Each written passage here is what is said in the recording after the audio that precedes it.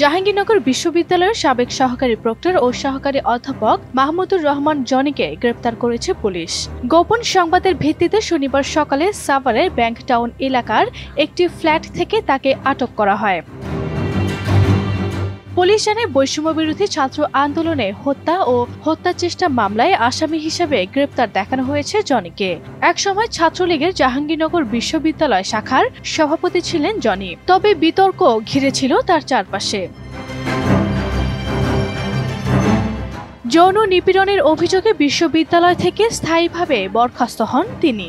এরপর প্রকাশ্যে আসে এক ছাত্রীকে জোরপূর্বক গর্ভপাত করানোর অডিও এবং একাধিক অশালীন চ্যাটিংয়ের ছবি। শিক্ষক শিক্ষার্থীদের আন্দোলনের মুখে 2022 সালে তার বিরুদ্ধে তদন্ত কমিটি গঠন করে বিশ্ববিদ্যালয় প্রশাসন। অভিযোগের সত্যতা মিললেই ধীরে ধীরে ফাঁস হতে থাকে জনির অতীত জীবনের অন্ধকার অধ্যায়। আরবি ইসলাম হিমু, এনটিভি অনলাইন।